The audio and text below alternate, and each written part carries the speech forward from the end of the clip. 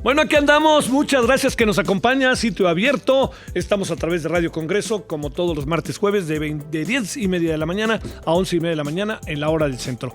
Bueno, está en pleno el Senado. Estamos aquí en el Senado, desde donde transmitimos, pero está todavía el pleno el Senado. Usted puede seguirnos a través del canal del Congreso, pero también puede seguir la transmisión a través del Senado, a través del canal del Congreso. Realmente ha sido una larga noche, larga mañana. Muchas cosas que comentar. Ya lo sabe que el tema es el Plan B y es a lo que nos vamos a abocar esta mañana.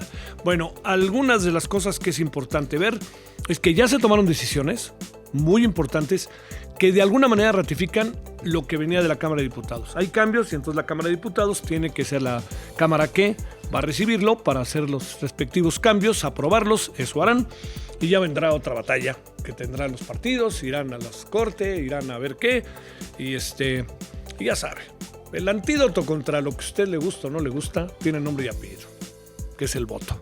Si la gente vota, pues estará a favor de una cosa, de otra cosa. Yo lo único que espero es que lo aprobado no nos cause muchos problemas para el voto. Bueno, por lo pronto las nuevas reglas de la contienda electoral. Está en la producción Esperanza Barajas, Silvia Hernández, muchas gracias como siempre. En el resumen informativo, Elizabeth Robles, Eli, y Sergio Vargas en la operación. Bueno, servidor Javier Solórzano le desea buen jueves. Ya estamos en el día 15. Mañana empiezan las posadas. Y quién sabe qué le pase al país a partir de enero. Vamos a ver. Bueno, por lo pronto, Eli, vámonos con el resumen. Muy buenos días, Javier. Buenos días al auditorio. Vamos con este resumen de noticias del jueves 15 de diciembre. Sitio abierto. Con voto de Ricardo Monreal en contra, avala Senado en lo particular Plan B de la reforma electoral con cambios. Hoy se vota en Cámara de Diputados. Sitio abierto. Dejan fuera a Movimiento Ciudadano de la Comisión Permanente en Cámara de Diputados. Sitio abierto. Organización de las Naciones Unidas expulsa a Irán de la Comisión de la Condición de las Mujeres. México se abstiene de esta decisión. Sitio abierto. Sergio Salomón Céspedes Peregrina rinde protesta como gobernador de Puebla en sustitución de Miguel Barbosa. El hasta ayer presidente de la Junta de Coordinación Política del Congreso local ocupará el cargo desde este 15 de diciembre hasta el 13 de diciembre de 2024. Sitio abierto. A golpes e insultos legislan en Congreso de Ciudad de México. Los diputados locales Jesús Esma del Partido Verde y Jorge Gaviño del PRD se enfrentaron por discrepancias en reforma a la Ley de Bienestar Animal. Sitio abierto. Y noticias en Qatar. El próximo domingo se enfrentarán en la final de la justa mundialista Argentina contra Francia. El sábado se disputa en el tercer lugar Croacia contra Marruecos. A debate.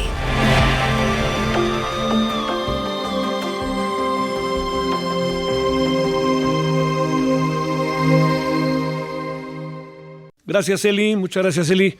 A ver, empecemos con algo divertido, ¿no? A ver. Primero, senador Noé Castañón, ¿cómo estás, Noé? Querido Javier, Él es muchas secretario gracias. de la Comisión de Relaciones Exteriores de América del Norte, de Movimiento Ciudadano. ¿A qué horas llegaste ayer al Senado? Ayer a las 10 de la mañana estuve pasando lista. Y Entonces, cumplimos ya 24 horas aquí. Más de 24 horas, ¿verdad? Más de 24 horas. Y con nosotros el senador Rogelio Israel Zamora Guzmán, del Partido Verde Ecologista Mexicano, secretario de la Comisión de la Defensa Nacional. Rogelio, ¿cuánto tiempo llevas aquí? ¿A qué horas llegaste? Igual, nosotros... De 10 a... vámonos. Sí, así es. Más de 24 horas también. Bueno, algo grato. ¿Francia o Argentina? Argentina. Pues voy con Francia. Fíjate que yo también voy con Argentina. Me gana el continente, yo creo, ¿no? También, bueno, y las familias, ya sabes, ¿no? Muchas cosas. Sí, pero bueno, debe de ser algo maravilloso. A ver, déjenme, si les parece, que cada uno nos narre lo que han vivido en las últimas horas. Yo creo que por ahí se empieza porque son dos niveles. Uno como militantes, pero otro como ciudadanos, como parte de esta sociedad. Las decisiones que están tomando, lo que pueden repercutir entre nosotros, entre ustedes, entre sus familias, el futuro del país, del corto plazo, mediano plazo. A ver, ¿te parece que empecemos contigo, senador? Sí, claro. Bueno, yo creo que más bien lo que estamos viviendo en este contexto de la reforma electoral que se acaba de votar hoy, más bien ya tiene varias semanas, podríamos decir que a lo mejor meses, que se está discutiendo. Es un tema que se subió a la opinión pública y que comenzó a discutirse en la opinión pública a través de diversos actores políticos y se comenzaron a subir ciertos temas. Ya hablando del proceso legislativo aquí en el Senado, pues sí, efectivamente el fin de semana se recibió la minuta que venía de Cámara de Diputados. Yo la recibí el sábado en la noche. Comenzamos a analizar ya el dictamen de la Comisión de Gobernación, a donde pertenezco. O sea, a mí me tocó también participar en la Comisión de Gobernación. Ahí observamos nosotros algunas cosas que considerábamos debían de modificarse, pero en la comisión se tomó la decisión de que todas las reservas se presentaran en el Pleno, como sucedió esta madrugada, en donde más de 1,000 reservas se discutieron. Básicamente creo que la reforma, ya con las modificaciones que se hacen aquí en el Senado como Cámara Revisora, sí genera una legislación que desde mi punto de vista es benéfica, mejora el sistema electoral mexicano. Eso es un resumen, lo que puedo decir. Se abre la oportunidad, por ejemplo, ahora sí por ley, de las cosas que yo destaco como saque, ¿no? En la patada inicial, es que se da la oportunidad ya por ley y la obligación para que los partidos políticos postulen en los ciclos de las gobernaturas, de las candidaturas a gobernaturas, a mujeres en el 50% de ellas. Es decir, 16 de las 32 candidaturas a gobernaturas ya deberán ser de mujeres. Eso es fundamental, ¿no? Lograr la paridad también en los gobiernos de las entidades federativas.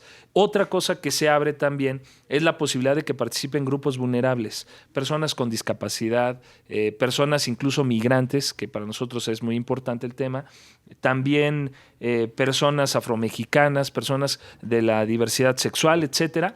Entonces creemos que ese es un punto también bien importante. En donde se ha centrado el debate es si se fortalece o se debilita el INE. Y ahí yo creo que haciendo un análisis de todos los artículos, fueron cientos de artículos los que se modificaron, podemos encontrar que las facultades fundamentales del INE no se pierden. Cambian de nombre algunas comisiones, eso sí, se cambian de nombre, se estructura orgánicamente de manera distinta, pero en el Consejo General se dejan las facultades más importantes de decisión que garantizan la autonomía del instituto. Por ejemplo, en la designación de sus direcciones, es el Consejo General, a través de una propuesta que hace el presidente del Consejo, del presidente consejero, él hace la propuesta y el propio Consejo General, es decir, no va a haber intervención de nadie más, sino de la propia autoridad del INE. Entonces, en un saque inicial, es lo que yo te comentaría, Javier, creo que fue muy positivo, era necesario. ¿Quién podía garantizar, quién podía afirmar que el INE era una institución perfecta? Yo creo que nadie. Todas las instituciones, la Presidencia de la República, el Senado mismo, son instituciones perfectibles. No hemos llegado a un punto de perfección y hacia allá debemos ir, sin que se vulnere la democracia. Tampoco es finalidad de nosotros vulnerarla. Nosotros creemos que las reformas que aprobamos garantizan como decía, una participación ciudadana en donde se va a respetar la voluntad del pueblo, ¿no? Eso era lo fundamental que buscábamos con la reforma y creo que lo que se aprobó así lo garantiza. A ver, querido Noé, senador, ¿así lo ves también? Pues vamos hay que tomar en cuenta que es horrible esto, pero hay una mayoría. Nos guste o no nos guste, y esa mayoría tiene un mando legítimo, etcétera. Aunque bien dicen que las mayorías no necesariamente tienen la razón, ¿no? Efectivamente, y vamos a empezar a discrepar ya no solo en el Francia-Argentina, sino que yo sí quisiera primero dar claridad a lo que fue el proceso en el Senado. Efectivamente, el viernes de la semana pasada recibimos la minuta aprobada por Cámara de origen, Cámara de Diputados, una minuta que no fue hecha pública y que traía varias confusiones, incluso en su conformación, con muchas de las reservas que se aprobaron en diputados y que no veían claramente reflejadas en el documento que nos llegó aquí. Y a partir de ahí vinieron una serie de irregularidades e ilegalidades tremendas en el proceso, que vinieron a acumularse con lo que pasó en diputados, y aquí en el Senado no fue la excepción. Se turnó efectivamente a Comisión de Gobernación, Estudios Legislativos segunda y con opinión de Justicia. Empecemos con que se nos convocó a estas tres comisiones. Yo formo parte de las tres comisiones y en Comisiones Unidas pues no hubo el quórum necesario. Inicialmente el lunes, cuando fuimos convocados, no se repartió un documento conciso que fuera la minuta como tal, y aún así, sin la presencia de la oposición, sino solamente con el voto de los miembros integrantes de la Comisión de Gobernación, que se separó de la de Estudios Legislativos, aprobaron un documento en donde incluso la presidenta de la comisión expresamente dijo, habían venido modificando sobre el fin de semana.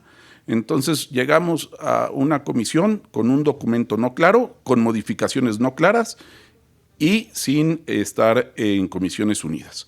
Más tarde. Cuando ustedes llegan a esas comisiones, hay una especie de obligatoriedad de entregarlo para que ustedes lo conozcan antes de entrar a la comisión, etcétera. La máxima hay una publicidad. obligatoriedad.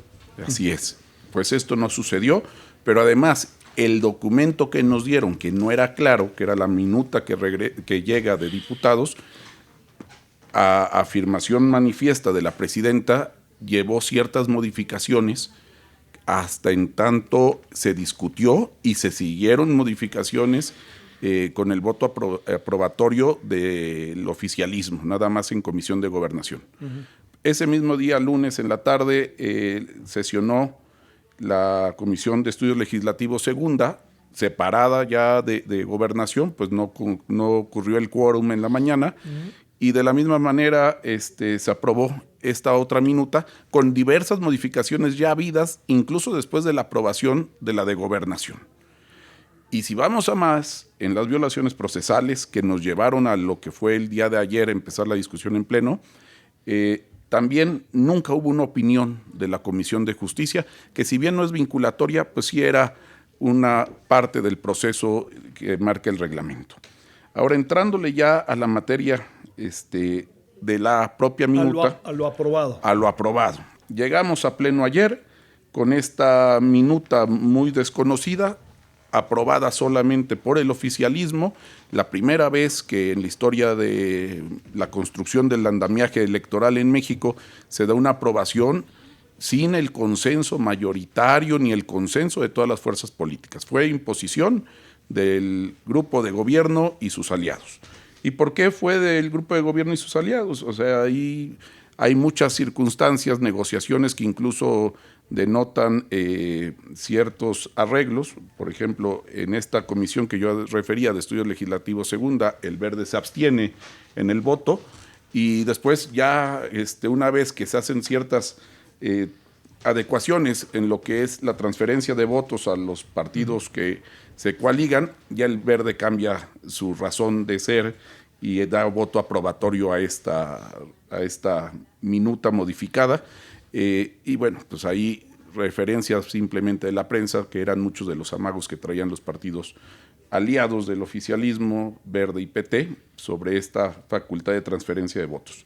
Yo discrepo también, pues el tema de la paridad en las candidaturas, pues tampoco es claro. No es cierto que vayan a ser 16 hombres, 16 mujeres, no, porque remite incluso a la vida interna y a la libertad de los partidos para decidir dentro de su vida interna. Entonces es una redacción muy mañosa que, si bien pareciera lo que aprobamos, sí respetar esa paridad, remite otra vez a la vida interna de los partidos y a su decisión innegable que tienen de decidir de acuerdo a sus reglas internas. Ajá. Creo que también se vulnera el Registro Nacional de Electores, sí se privilegia el voto en el extranjero, pero se vulnera este Registro Nacional de Electores, privilegiando para hacer el voto en el extranjero la cédula consular, los pasaportes, el registro consular, y no así las credenciales del elector, ¿no? Y en cuanto al debilitamiento del instituto, pues yo creo que es claro, desde que se desaparecen las 300 juntas distritales, buscar esta reforma, sí debilitar muy puntualmente las funciones del Instituto Nacional Electoral, y yo creo que no podemos partir de falsedades. Las instituciones electorales han costado sudor, sangre, vidas, ámbito demócrata de muchas personas, y hoy esta minuta que se aprobó y se regresa con las modificaciones hechas a diputados, vulnera flagrantemente el Estado de Derecho y la constitucionalidad en materia electoral. Dice el senador que no hay una un ataque más o menos, ¿no?, a la democracia, que al contrario, lo que se quiere es ensanchar la democracia. Bueno, esa es la discrepancia con la que empezamos, ¿no? Ya habrá, y tú lo decías al principio del programa, la oportunidad de demostrar estas ilegalidades por las vías jurídicas. Hemos anunciado en el bloque de contención la impugnación vía diversos medios, instrumentos jurídicos para demostrar la inconstitucionalidad de esta reforma aprobada, que tendrá que ser avalada. Todavía falta un último capítulo en este recorrer por la Cámara de Origen, que ahora será revisora de nuestras... Pienso yo que lo aprobará. Yo también pienso que será así, y por eso ya anunciamos nosotros esta defensa constitucional de esta reforma que consideramos sumamente ilegal, retrógrada y antidemocrática. Bueno, a ver, senador Rogelio, es un poco complicado entender, y lo digo en términos de la democracia representativa, el voto directo, etcétera, que un partido le dé votos a otro partido. Eso es un poco difícil de entender, tomando en cuenta la relevancia que tenemos que las sociedades estén representadas por los ciudadanos, por los votos de los ciudadanos. Sé que sabes muy bien que esa es una, quieras o no, una piedra en el zapato. A ver, ¿cómo la ves? Mira, yo estoy también en contra de que un partido le pase sus votos a otro. O sea, en eso estamos, eso es la famosa transferencia de votos. Sí. Eso es lo que se llamó en el 2008 la vida eterna, ¿no? En donde un partido le daba votos a otro para subsistir. Lo que aprobamos ayer no es eso. Creo que ha habido una confusión. Nosotros estamos en contra de esa transferencia. Lo que nosotros, en lo que sí estamos a favor, es en lo que se conoce como una candidatura común, en donde 3 partidos, esto es constitucional, hay 4 acciones de inconstitucionalidad que se han presentado, 2014, 2015, 2017 y 2019, en donde la Corte ha dicho la candidatura común es constitucional y estableció ciertos requisitos. Dentro de esos requisitos, que por cierto están en 24 legislaturas locales, en donde casualmente Nuevo León, que es de MC, también la contemplan esa figura, lo que dice es, para que sea constitucional y legal, el ciudadano debe de saber cuál va a ser el destino de su voto. Si el ciudadano no sabe cuál es el destino final de su voto, entonces sí es inconstitucional, porque no genera certeza, ¿no? Y de una manera artificial destinas votos a un lugar al donde no era la voluntad. Recordemos que partimos del principio fundamental, principios generales de derecho, de la manifestación de la voluntad. Si el ciudadano sabe, en este caso, por eso dice la Suprema Corte de Justicia de la Nación, es constitucional, en tanto previo al día de la elección hay un convenio público en donde se señale cuál va a ser el destino de los votos. Entonces, los 3 partidos que compiten, esa es otra gran diferencia, bajo un solo emblema, eso es muy importante. En la casilla tú vas a ver un emblema que no necesariamente va a ser el del Verde, el de Morena o el de los aliados, porque también esto lo utilizan todos los partidos en 24 entidades federativas. Y entonces, cuando la persona vote, sabe, porque ya tiene conocimiento, porque el convenio es público, que en qué porcentaje van a participar los partidos de esa votación. Entonces hay una certeza jurídica. Nosotros creemos que esto fortalece la pluralidad. Ese es el punto por el cual yo personalmente defendí esta cuestión. Creo que algunos, estaba viendo los medios de comunicación y algunos se refieren a la chiquillada, sí.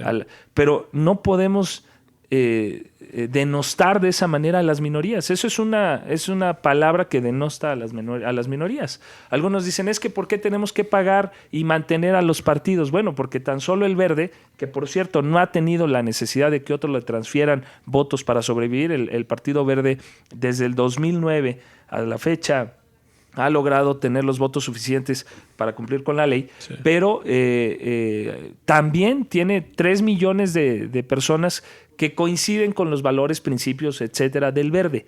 Y ellos también contribuyen a la hacienda pública. Entonces, por todas esas razones, el PT, qué bueno que esté representado, el PRD, qué bueno, el PRI también seguramente va a hacer uso de esto. Nosotros ayer decíamos, los que votaron en contra, por congruencia, entonces ahora sería bueno que no utilizaran esa figura. ¿no? Los que la aprobamos, bueno, asumimos nuestra responsabilidad porque creemos que democráticamente es lo más conveniente. Pero los que no, los que votaron en contra, creo que pues podrían hacer esa manifestación y renunciar a ese derecho. Pero bueno, en términos generales, creemos que esto fomenta la participación, da cabida a visiones. Nuestro país es un país pluricultural. ¿Por qué encuadrarlo solamente en el PAN? ¿Por qué encuadrarlo solamente en Morena, que podríamos decir son los partidos más con mayor participación de miembros ciudadana? Entonces, pues hay muchas formas de ver la visión política que se quiere y de acceder al poder, que para eso son los partidos, ¿no? Un instrumento para acceder al poder. A ver, sí es importante lo que piensas, Noé. Déjame planteártelo. A ver, prácticamente, ¿esto qué significa? Entiendo que no, yo tengo un número de votos y digo cómo le va al verde, ahí te van. No entiendo que no es así. No. Pero digamos, técnicamente, ¿cómo sería? A ver, en un proceso electoral, gubernatura del estado de Morelos, Sí, ¿cómo sería De técnicamente? entrada no es una obligación. Sí. O sea, los partidos pueden hacer uso de esa figura o no. Cuando un partido decide que tal personaje político, tal persona política, coinciden 3 partidos y dicen, oye, los 3 coincidimos, este es nuestro gallo. Sí. O nuestra... A nuestro gallo sí. o gallina, perdón, no me lo tomen. Entonces se fomenta y dicen, vamos a hacer un convenio en donde quede pactado que los votos que se reciban se van a distribuir de esta manera. Tanto para ti y el porcentaje tanto para ti. De esa manera los ciudadanos tienen... Tú hace ratito dijiste algo muy importante. El voto, el castigo, el control de los partidos son los ciudadanos a través del voto. Y si un ciudadano dice, oye, ¿por qué Morena, por qué el PAN está haciendo alianza con el PRI, que fueron nuestros archienemigos? No coincidimos. Bueno, se entiende que los van a castigar. Esa alianza en la que no está de acuerdo el ciudadano va a ser castigada votando con otro proyecto político. Entonces, nosotros creemos que ese es el gran control de los partidos. Nosotros tenemos que entender que los partidos son un instrumento ciudadano, no de beneficio de unos particulares nada más, o de una pequeña cúpula. Entonces, esto precisamente da mayor transparencia. Creemos que es una buena manera de participar en coalición, como decía Común. Venga de ahí, mi querido Noé, ¿así es o no es así o cómo la ves? A ver, es que no podemos confundir a la ciudadanía. A ver. Y aquí parte de una falsedad. A ver, sí, pero es muy importante que quede muy claro qué fue lo que aprobaron. Exactamente. No la interpretación de lo que aprobaron. Exactamente. Entonces, ¿qué aprobamos? Transferencia de votos. Ajá. Tal cual. ¿En estas condiciones? No. A ver. ¿Por qué? Porque está confundiendo, mi querido compañero senador, 2 figuras que prevé la ley. Uno, lo que es la candidatura común, y la otra, la que es la coalición. Y en eso hay que definir muy bien, como dice la LEGIPE. La candidatura común efectivamente es cuando 3 partidos coinciden en la postulación de una misma persona, pero cada partido en la boleta conserva su emblema y la persona, el ciudadano, vota por el emblema, que en una misma boleta puede tener diferente fuerza política, pero la misma coincidencia en la persona postulada. Esa es la candidatura común.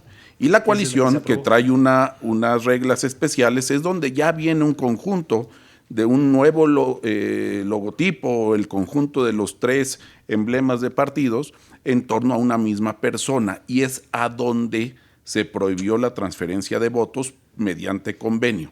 ¿Por qué se va a aprobar algo que va a transferir votos cuando la intención del elector queda expresamente plasmada por el emblema al que está dirigiendo su voto? Sería ilógico, caray. Donde se dan la figura de la transferencia de voto y de la carga es en la figura de coalición, donde no es certero el depósito del voto, pues se expresa sobre un logotipo, sobre un emblema, sobre la conjunción de los partidos que van coaligados, y no se sabe en qué proporción quiere hacerlo el ciudadano. Entonces son 2 figuras muy distintas. A ver, pero ahí cómo hacerle. O sea, yo entiendo muy bien. Ahí está el logo. Lo que se aprobó. Ahí está lo que se aprobó. Exacto, y entonces, lo que se aprobó es eso.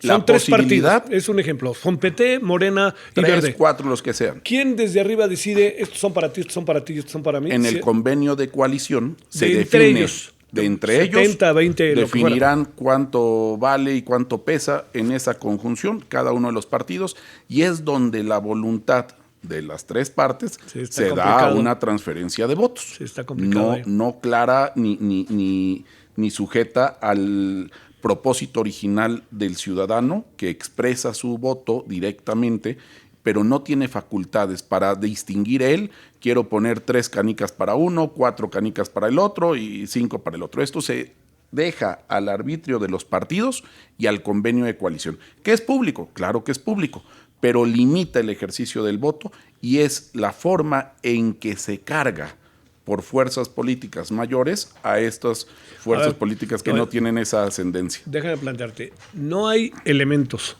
pregunto, ¿no? Entiendo que, o sea, algo que les voy a plantear, me parece que en todo lo que está pasando hay algo que sí merece la crítica, ¿eh? No hay la más mínima autocrítica de los partidos a sí mismos, ¿no? Parece que son, claro, o sea, que viven en la estratosfera, ¿no? Bueno, pero antes de que nos sigan sobre eso, a ver, no hay suficientes elementos, déjame plantearlo de Rogelio. No hay suficientes elementos como para saber. Yo tengo una coalición, un candidato, 3 partidos, ¿no? No hay manera previamente incluso de saber por dónde podría ir la votación como para tener un criterio y decidir esa distribución de los votos. Yo creo que sí lo hay, ¿no? Y eso es lo que motiva incluso la firma de estos convenios en donde previamente entre los partidos, que esto es la parte grave de todo esto. No, sí hay una forma de saber el propósito o el peso de cada una de las fuerzas políticas, pero solamente le incumbe a las fuerzas políticas que están conformando la coalición y no así atienden al electorado, al elector que va a depositar su voto y que posiblemente se vea amarrado en depositarlo frente a esta coalición y no expresamente a depositarlo frente a una sola fuerza política. Entonces, es ahí donde está el quid del asunto. ¿Cómo hacerlo? Porque al final le va a pasar a los de la oposición. Claro, a todo mundo nos va a pasar. A todo, esto nos afecta a todos o nos beneficia, depende de cómo lo queramos ver, pero el propósito de la reforma hoy es una reforma que busca una protección a los partidos políticos y yo coincido contigo. Y estamos abandonando la voluntad del elector, que es lo que deberíamos de estar regulando. Sí. Y en autocrítica lo digo, yo creo que es injusto negarle al elector la posibilidad de que él decida el porcentaje o la emisión del voto final previo un convenio entre fuerzas políticas o partidos. Entonces, ¿qué hay detrás de esto? Pues el mantener fuerzas políticas que si fueran solas no obtuvieran el mínimo necesario para continuar con el registro. Ese es un del asunto delicado. A ver, ¿cómo ves, Rogelio? Mira, una de las características de los posicionamientos de ayer, cualquier persona lo puede ver, cualquier persona puede ver en YouTube los videos de la discusión. La oposición no ofreció ni muy pocos, yo vi 2 o 3 excepciones nada más, en donde se daban artículos claros y decían, oye, estamos en contra de este artículo, en esta parte en específico. Eran solo afirmaciones genéricas que no tenían sustento en la reforma. Ahorita dice que es falso lo que acabamos de mencionar. Yo presenté esa reserva. Yo sé qué dice el texto y me gustaría leérselos para que vean quién miente, ¿no? En dado caso, dice... ¿Quieres hacerlo? Sale, venga. Sí, el artículo 12 fue el que se reformó para esta figura de las candidaturas comunes. Y dice, los partidos políticos podrán postular candidatos bajo la figura de candidatura común. En este caso, aparecerá en un mismo recuadro de la boleta electoral el logo o emblema de los partidos que decidan participar en esta modalidad. Los partidos deberán celebrar un convenio de distribución de los votos emitidos. Es decir, ya desde ahí es lo que hemos estado afirmando. Hay un convenio previo en donde se especifica por qué un partido, vamos a poner el caso concreto, Javier, ¿por qué Morena, digamos, en un estado que gobierna y que sabe que no necesita de alianza, haría una alianza con otro partido? O el PAN, en uno de sus estados que es fuerte. ¿Por qué tendría que hacer una alianza con otro partido? O sea, ¿qué ganaría ellos al hacer una alianza asignándole una representación que no tiene? Los primeros que cederían parte de la representación, los convenios al final son para que puedan acceder por el partido ciudadanos que militan en ese partido, ¿no? ¿Por qué cederle a un partido más una posición que yo ya tengo ganada? El propio convenio, en las partes y las fuerzas políticas que lo celebran, ya considera, podríamos decir implícitamente, un estudio de la representación que tiene ese partido en el Estado, en donde se va a llevar a cabo. Es decir, si dicen, ok, a ti te vamos a asignar el 20%, es quién va a ceder algo. Perdón, andamos medios. Sí, lo se entiendo, nos cerró por la jornada. Pero o sea, ¿a quién ¿quién va a ceder algo que no tiene, que no representa el otro partido de entrada? Segundo, como yo mencionaba, no es una obligación. Y tercero, el que va a tener el conocimiento de la emisión del voto es el propio ciudadano y jamás se pierde el conocimiento del destino final del voto del ciudadano. Eso jamás se pierde. ¿Cómo la ves, Noé? Para cerrar Yo creo tema. que lo que está claro no se debe explicar. A ver. El texto que leyó el senador dice que los partidos conservarán su logotipo Sí. y su espacio. ¿Sí? Pero- ¿Estamos en eso, Rogelio? Sí, dice... Sí. En candidatura común. Ajá, en este caso aparecerá en un mismo recuadro de la boleta electoral el logo emblema de los partidos que decidan. 3 hacerlo. partidos, ahora haces ahí un masacote y órale. Sí, Sale. ahí está. A ver. Ok. Y entonces, ¿cómo no se está vulnerando el derecho del elector de escoger al partido que realmente quiere depositar el voto? Si ya van en un masacote, como dice, Yo dije, perdón. Sí. como dijiste tú, Javier, y la distribución se hace mediante un acuerdo que excede al ciudadano en esa conformación. Entonces yo creo que ahí está lo que se explica claramente. Hay un convenio previo que da una transferencia de votos precisamente por el conocimiento de las fuerzas políticas que implican esta conformación, que ahora le dicen candidatura común, es coalición, era lo que se llamaba coalición, ¿no? La candidatura común en su conformación internacional no es esto, la candidatura común es cuando los partidos conservan su logotipo y tienen un espacio específico para él, y entonces sí se le da al electorado la facultad de expresar por la misma persona que está postulada por diferentes partidos, a cuál partido le quiere dar el voto en esa elección.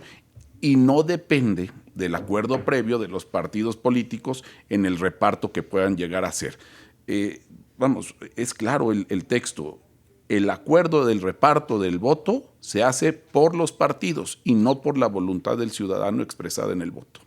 Bueno, pero los partidos el día de la elección la voluntad popular se ve precisamente el día de la elección, y si los ciudadanos no están de acuerdo con ese, pues no lo van a votar. Eso, ¿no? El destino final de la decisión siempre permanece en los ciudadanos, y los ciudadanos son los que van dirigiendo a los partidos. Entonces, si están en contra de eso, pues el propio partido asumiría ese riesgo de perder un voto por hacer una coalición, ¿no? Yo creo que ahí lo obvio ya no se explica. Bueno, a ver, vamos, es que lo que pasa es que son una gran cantidad de cosas las que han venido discutiendo. A ver, de lo que yo les plantearía, de lo que está muy en la mesa, ¿no? Que está muy de discusión. Autonomía del INE, de alguna otra manera, al contrario, ¿no? El INE va a quedar medio con una mano adelante y otra atrás. Inquietud del desarrollo del proceso electoral el 2024, movilización de los ciudadanos para instalar las casillas, todo este tipo de cosas. Una baja relativa del presupuesto del INE, porque si uno revisa bien, no se va a bajar acá, pero se va a subir acá, ¿no? Entonces es otro de los asuntos. Y una cosa más diría yo que está ahí. Esto significa que el 80% del personal administrativo del INE se va el sábado en la mañana, y el secretario general, el secretario Edmundo Jacobo, se va el sábado en la mañana, y empiezan a renunciar todos y váyanse y los van a indemnizar, y la mitad del INE ahora va a ser Instituto de Bienestar. ¿Qué va a pasar? O sea, hablo de la instalación, hablo del edificio. Sí, mira, la propia reforma, es que eso ha sido, te digo, yo no encuentro el fundamento legal para poder afirmar esto que acabas de mencionar. Sí, pero sí estamos de acuerdo que está ahí, ¿no? El artículo 28 bis de lo reformado, por ejemplo, establece la concurrencia entre el INE y organismos públicos locales en la integración del Sistema Nacional Electoral. Ajá. Ese es uno, ¿no? Ese es uno de los artículos. El INE, después, muy importante, eso nadie lo menciona. A ver. Dice ese mismo artículo 28 bis que se aprobó, el INE se organizará conforme a la Constitución Política y bajo el principio de desconcentración administrativa. La forma en que, como te comentaba en un inicio, sí se modificó la forma, pero el INE continúa con las facultades de organizarlo. Si me permites, hay otros artículos que también se están pasando por alto, y que quisiera comentarte porque me parecen de lo más importante. El Consejo General, dice el artículo 44 que aprobamos, tendrá las siguientes atribuciones: aprobar y expedir los reglamentos interiores para el debido ejercicio de las facultades y atribuciones que le asigna la ley. Es decir, ¿quién va a decidir el monto de las plazas que se van a abrir? Siempre queda en facultad del INE. Sí se modificaron desde la ley, como yo decía, la denominación, y antes había, podemos decir, 8 áreas administrativas que estaban en el INE, y ahora van a ser 6, eso sí es cierto, pero ninguna de las facultades desapareció. Bueno, en el propio artículo que habla de las facultades que tiene el presidente consejero, se aumentaron muchísimo más incisos. Entonces creo que ha sido un debate que desde mi punto de vista no tiene sustento legal. Creo que ha funcionado, eso sí, a la oposición, porque el lema que se va a dañar al INE, que se está destruyendo el INE, vende hacia la opinión pública que confía en ellos, en su palabra, y pues ellos le creen. Pero cuando uno ya hace un análisis de lo que realmente se aprobó en la ley, te das cuenta que no hay tal razón. ¿Qué sí se está modificando? Y en eso sí hay una prohibición expresa. Primero, se está obligando al INE a que ahora sí su presupuesto contemple la ley de austeridad republicana. ¿Por qué? ¿Cómo es posible que un consejero gane más que el presidente? Aquí sí dice expresamente que nadie puede ganar, ninguno de los integrantes del INE puede ganar más que el presidente. El presidente tiene un salario bruto de 170,000 pesos. Un salario en México de 170,000 pesos es muy digno mensual. Entonces, ¿por qué resistirse a eso, Javier? Eso es precisamente lo que sí se establece aquí. Sí. ¿Qué otra cosa se establece? Que no van a poder contratar de manera expresa, que no van a poder contratar seguros de gastos médicos mayores. Ni nosotros como senadores tenemos. ¿Cuántos mexicanos tienen ese privilegio? ¿Por qué los consejeros, los miembros del INE, los funcionarios del INE sí tienen que tener ese derecho? Lo único que se dice es, creemos que esos gastos que se están realizando se pueden utilizar precisamente para fortalecer nuestra democracia, que se vaya a los salarios, ahí sí, del personal, ojalá. También, ¿qué otra cosa se prohíbe en esta cuestión económica? Lo que se prohíbe es que se constituyan fideicomisos. El INE, al terminar el año, cuando veía que iba a haber un subejercicio de su presupuesto, lo que hacía es constituía fideicomisos para poder utilizar los recursos ya no de manera tan transparente. Ahora se le prohíbe eso. Entonces, ahí sí hay un ajuste muy importante, pero por supuesto que no va a poner en riesgo el día de la elección, la instalación de casillas, pues eso ya está determinado. Quienes determinan todo el mapa electoral es el propio INE, esa facultad no se le quitó. Ellos van a determinar dónde se van a instalar las casillas. Entonces, por eso creemos que se parte de un principio. Yo te acabo de leer los artículos en específico que hablan de esto. Uh-huh. Así es como quedó. Cualquier persona lo puede corroborar en la Gaceta, ¿no? A ver, un asunto político. Sí. Estrictamente político. El INE va a poder hacer todo eso y creo, Rogelio, que lo explicas de manera muy clara. Vamos a ver cómo lo ve en este caso Noé. Uh-huh. Pero te pregunto, este INE, a partir de abril, será un INE con características morenistas, ¿no? Y no lo digo peyorativamente, lo digo en función de los nombramientos de los consejeros, lo digo también en función de muchas atribuciones que tiene el presidente y que va colocando. Deja de ser, lo digo en voz alta, ¿no? Plural, en sentido estricto. Esta cuestión, ¿cómo la ves? Que el INE haga todo eso, pero es un INE a imagen y semejanza, pregunto, del presidente, de la mayoría o de qué, cuando debemos tener derechos de las minorías. Si el INE se delineara por el partido que gobierna, entonces diríamos que el INE actual era un INE delineado a la imagen y figura y semejanza del PAN, del PRI, que gobernaron en sexenios pasados. Entonces, bueno, y de Morena también ahora, ¿no? Y en su caso, entonces, si partiéramos de esa premisa, yo lo que creo es que, a ver, Morena, no, hablando de Morena, yo no soy de Morena, pero hablando de Morena y hablando estrictamente de un tema democrático, Morena no llegó ahí por casualidad. No, claro. El poder político de Morena no se lo asignó nadie, no se lo asignó el INE. El presidente de la República venció un sistema, tú sabes, Javier, poderosísimo económico, de intereses políticos, económicos, no solo nacionales, sino internacionales. ¿Y cómo lo venció? Pues con el apoyo popular, con el apoyo de la ciudadanía. Eso hace que ahora Morena tenga una representación mayoritaria en el Senado de la República, que tampoco fue gratuita, porque si fuera gratuito, pues el Verde también estaría viendo cómo le hace, ¿no? Nosotros estamos trabajando para beneficiar a la ciudadanía porque creemos precisamente que esa es la vía, el apoyo popular. Entonces, el INE, si me lo permite, ya nada más para por concluir. favor, adelante. Yo creo que el INE, eso sí, creemos que esta reforma lo va a sacar como un actor político. El INE se convirtió en un actor político. El consejero presidente hacía manifestaciones con su punto de vista, pero olvidaba que él representa una institución que debe ser imparcial. Otra cosa que se obliga al INE, por ejemplo, concretamente, es que ya no, en su comunicación debe ser imparcial, objetivo. ¿Qué va a pasar? Actualmente, el INE, como lo vemos, el consejero presidente se ha manifestado en contra de esta reforma. Lo ha dicho públicamente, que pone, que detenta en contra de la democracia. Sí. Utilizó los medios, los recursos materiales, económicos para difundir ese mensaje. Recursos que eran institucionales. Y nunca dio espacio a que alguien de Morena, con los mismos recursos materiales, económicos, pudiera difundir el mensaje contrario. Entonces sí hablaríamos, oye, mira, el presidente consejero tiene su opinión, pero también de manera institucional permitió que se oyera a la otra parte. Actualmente eso no sucede. Eso lo convierte en un actor político con una visión y eso es lo que tratamos de eliminar. Ese es un buen tema y es un tema controvertido, pero es un tema que creo que está en la mesa. El INE se queja de que no lo consultaron para nada, ni siquiera le tocaron la puerta para decirles, a ver, ¿dónde está la puerta para entrar? Eso dice el INE. Pero bueno, si te parece, demos otro giro. Claro que sí. A ver, no. Bueno, a ver, partamos de la verdad. ¿Se debilita el INE? Es lo que preguntaste. Yo te pregunto, ¿se debilita el INE? 300 juntas distritales desaparecen. 32 juntas locales quedan mutiladas. Desaparece la Junta General Ejecutiva y desaparece la Secretaría Ejecutiva. Okay. Se mutila ahí te dejo. y se Ahí vulnera el INE. Te INE. dejo, ¿eh? Esto que se quitó, ¿tenía razón de existir o no tenía razón de existir? Muy fácil. ¿Cómo suplen la desaparición de todas estas funciones y todas estas 2,000 plazas?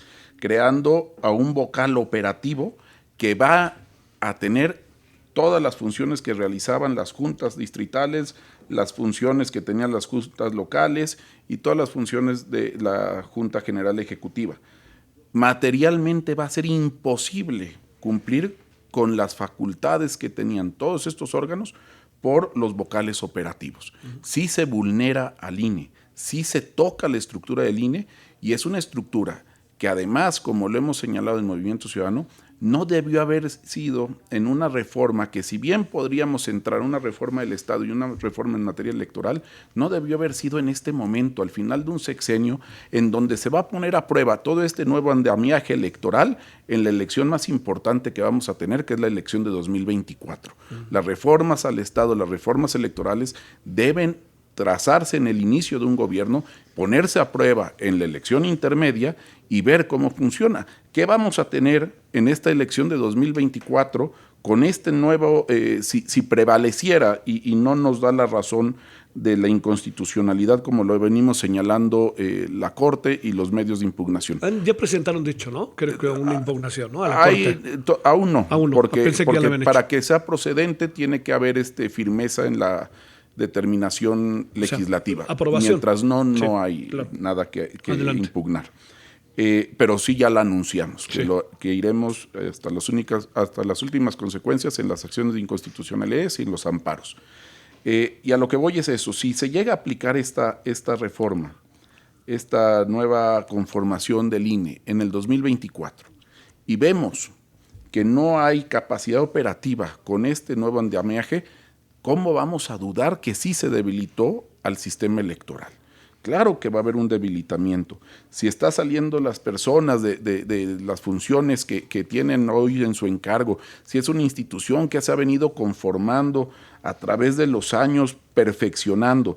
Claro, como todas las instituciones, y ahí coincido con lo que dice el senador Rogelio, es perfectible. Todas las instituciones somos perfectibles.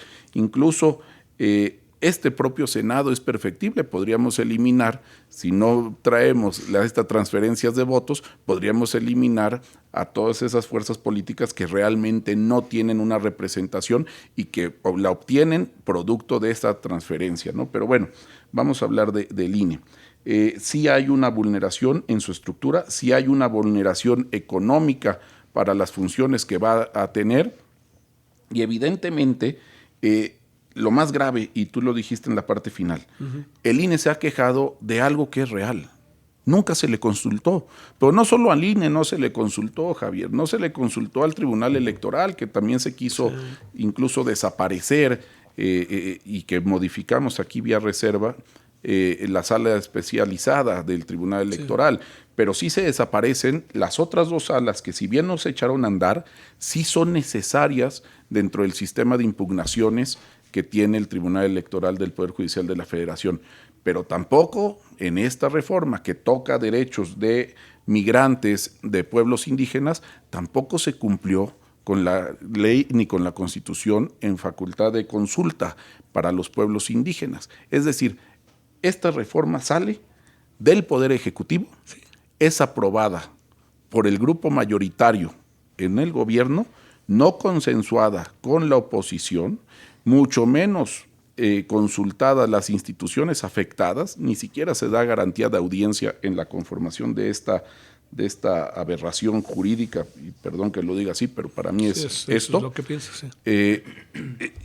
Y se pretende ir con estas nuevas reglas, con este órgano hoy mutilado, a la elección más importante del país. Caray, es claro que hay una vulneración grave al sistema democrático mexicano. Una institución que nos dio alternancia, hoy no sé cómo va a llegar a la elección más importante. La institución que nos ha defendido de esa práctica de un partido hegemónico, hoy parece estar muy tentada a regresar a esa imposición. Y lo decía yo en un inicio, incluso se vulnera el Registro Nacional de los Electores y se le regresa la facultad para el voto en el extranjero al propio Ejecutivo, porque es quien va a expedir pasaportes, es quien va a expedir matrículas consulares y quien va a recepcionar en los consulados el voto. Ya sea, también modificamos el voto postal, pero le estamos dando el control a Relaciones Exteriores, que es un órgano del gobierno federal, del Ejecutivo Federal, y le estamos restando valor al Registro Nacional de Electores que manejaba el INE. Vamos, sí hay una vulneración grave a la democracia, sí hay un detrimento a la institución y a las instituciones electorales, y digo, lo veremos que la ley y la Constitución nos darán la razón al final. Bueno, apelo a síntesis por razón de tiempo, no por otra razón. Sí. A ver, muy en breve, si puedes, senador, porque entiendo que llevaría una larga argumentación. Esto último, ¿quién expide las credenciales? ¿Dónde está todo este asunto del voto? ¿Hasta dónde empieza el Ejecutivo a ser parte del proceso electoral? Una revisión rápida, si no te importa. Decimos, él es abogado, yo lo estimo a mi querido Noé. Como decíamos en la carrera, fundamento, licenciado, ¿no? Nos decían a los abogados. El artículo 33, con relación, nada más si me lo permites, sí, porque creo que así son las argumentaciones que hemos escuchado. El artículo 33 que se aprobó dice: el instituto tiene su domicilio en la Ciudad de México y ejercerá sus funciones en todo territorio nacional a través de 32 órganos locales, uno por entidad federativa, y hasta 300 órganos auxiliares denominados oficinas auxiliares. Es decir, ¿dónde se pierden esos 300 unidades que mencionaba Noé? Pues no se pierden, simplemente se cambió. Sería bueno que nos dijeran un listado de las facultades que desaparecieron, porque una cosa es que se hayan reasignado a un área de nueva creación con una nueva denominación, y la otra es que se pierda. Lo que dice Noé respecto de que el presidente va a tener, o que el INE va a perder hasta cierto punto control sobre el Registro Federal de Electores, pues tampoco considero que sea cierto. Hay un artículo expreso que habla, no lo tengo aquí, pero hay un artículo expreso que dice que es una de las facultades del instituto y también a través del Consejo General de determinar y llevar el control del Registro Federal de Electores. O sea, no se le quitó esa facultad, es falso que se le haya quitado. Entonces, por eso creemos que muchas de las afirmaciones, y yo por eso comenzaba así, muchas de las afirmaciones creo que no tienen un fundamento legal, un fundamento en lo que nosotros aprobamos. A lo mejor se escuchó en la opinión pública, en los debates que hubo, y eso generó mucha incertidumbre. Para curarnos en salud, lo que recomiendo a la ciudadanía es que lean que lean los artículos que aprobamos hoy. Es extensa, son muchos artículos, cientos de artículos literalmente, pero se van a dar cuenta que en ningún momento se debilita al INE. ¿No debieron haber presentado los documentos antes para que en comisiones se discutieran y se debatieran? ¿No les parece que ahí fue un mal comienzo, más allá de todo lo que nos has mencionado? Yo creo que se cumplió con la ley. El problema a lo mejor sería... Al contrario, dicen que no se cumplió con la ley. Bueno, es que tienes que presentar el dictamen con 24 horas. La convocatoria debe de llevar el dictamen. Y a mí me llegó el sábado en la noche. Tuvimos la reunión, me parece que el día domingo, es decir, el día lunes. Se cumplieron con las 24 horas que prevé la ley. Sí nos pusieron a estudiar día y noche, sí. Muchísimos artículos. Entonces ahí lo que creemos es que es importante abrir el espacio. Yo por eso te decía en un inicio, no sé si fue fuera del aire, que era un debate muy importante, que qué bueno que duró todas estas horas. Creo que se le dio oportunidad a todos los partidos políticos de expresar su punto de vista. Eso es fundamental. Y el electorado, la ciudadanía, cada persona podrá hacer su juicio respecto de lo que ve, lo que escucha, ¿no? Aparte, si ustedes quisieran cambiar algo o no quisieran cambiar algo, llevan en el voy derecho y no me quito, pero eso es un asunto que entra en el ámbito de la estrategia política, de cosas que uno puede analizar, pero no es tan fácil juzgar, diría yo, ¿no? Y quizá nada más hacer la acotación. Nosotros, en este caso, en esta reforma electoral, el Verde nunca condicionó su voto. Estábamos convencidos que era una reforma que tenía que salir y nunca la condicionamos.